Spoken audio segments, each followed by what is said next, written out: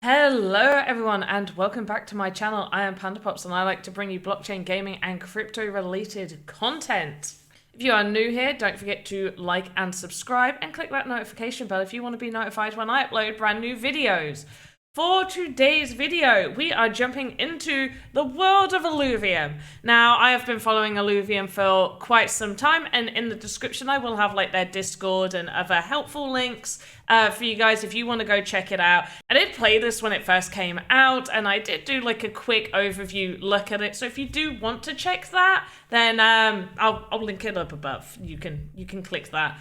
Otherwise, let's go and have another look. Some things have changed, and I'm really liking this. I can't wait until like it's fully out. One thing that has changed is it is now on the Epic Store.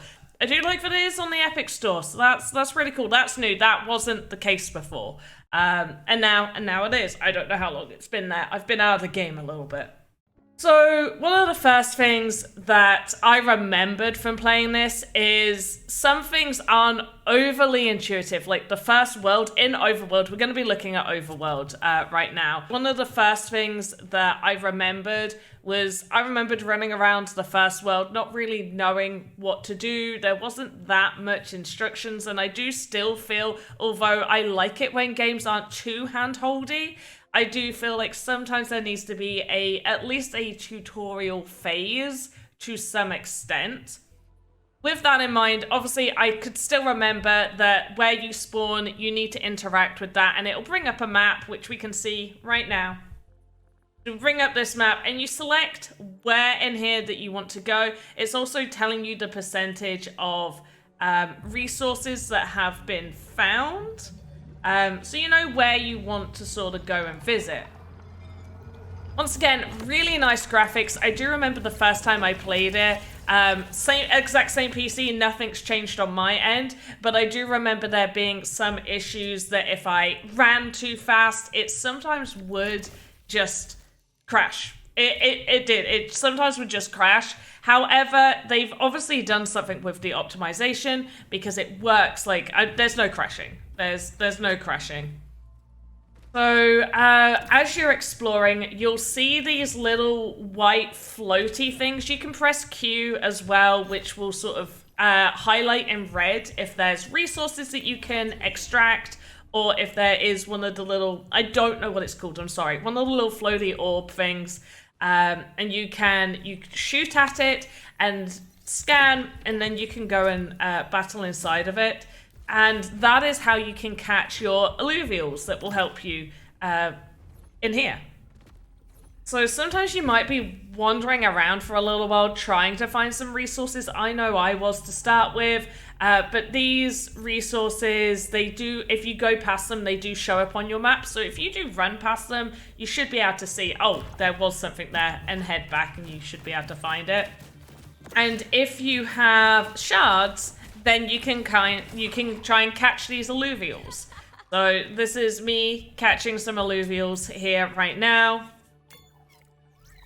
So every single time that you go to a new area, you have a set amount of power, and it takes power to battle the alluvials. It takes power to extract resources. So you're only limited to be able to get so much every single time you visit a new place. And then what you do is you go back to your sort of home base area, and you can use the forge. And this forge will let you use all of the items that you have collected, and you can create better things. So here I am just going through some of the things on the forge, just having a little look at what resources it is that I need, and just taking a little look there. It'll show you how to create fragments. So obviously, like I said, you need a fragment to be able to catch these alluvials when you battle them. And if you get gemstones, these gemstones can be combined with other resources to make different types of weapons, which is really helpful when you're doing the battling against the alluvials. So we're just visiting another little world here, collecting some resources. I actually really like this one. It seemed like very open plan. The last one that I was in, although you can work your way outside and it is incredibly vast when you are outside, it does feel quite tight when you're inside of it. I don't know if there is full damage if you at least land on the floor. However, I did find that I could fall quite far without it damaging me. It only seemed to be if I landed in water that was not water, like, or if I fell into like an abyss section, it would just end up respawning me back. As we can see here, I'm doing another battle. This time I do have a different sword, so I can equip that sword, and it will, as you can see in the top, you've got your affinities that give you additional boosts while you're doing battling. So that's what I ended up doing, and yeah. One thing I do and don't like with this, which is if you use a shard and it doesn't catch the alluvial, you get to keep the shard. Obviously, the alluvial runs away.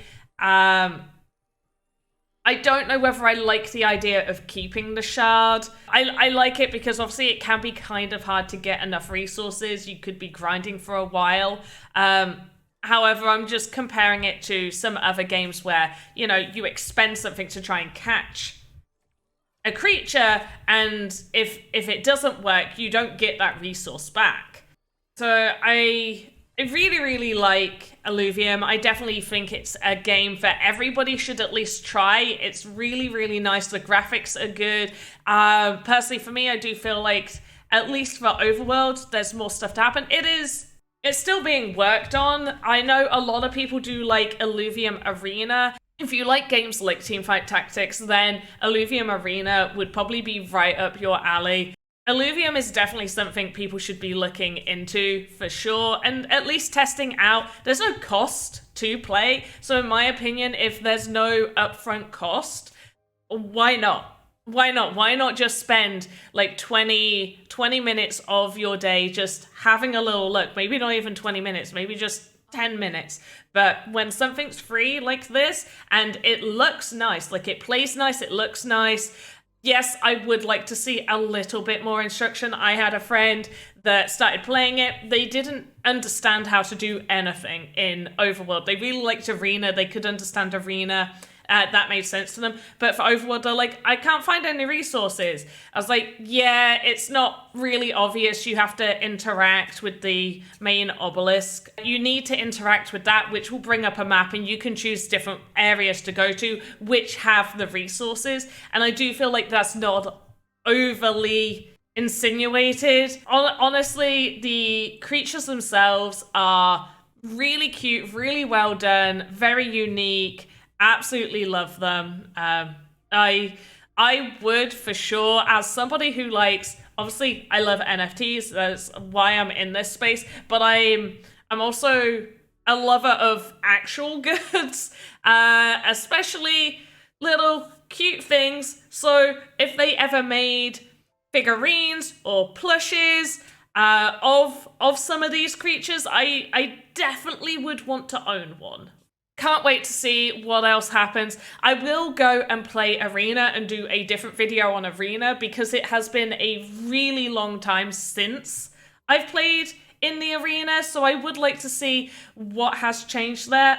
But once again, definitely check out in the description. I'll have loads of links for you guys to their Discord, to their website, things like that, to their Twitter. If you want to go follow them on Twitter, I'll also have my own Twitter down below if you want to follow me, because why not? You should. Anyway, guys, thanks so much for watching. Check out some of my other videos. Don't forget to like and subscribe. And wherever you are in the metaverse, have a good morning, afternoon, evening. Goodbye.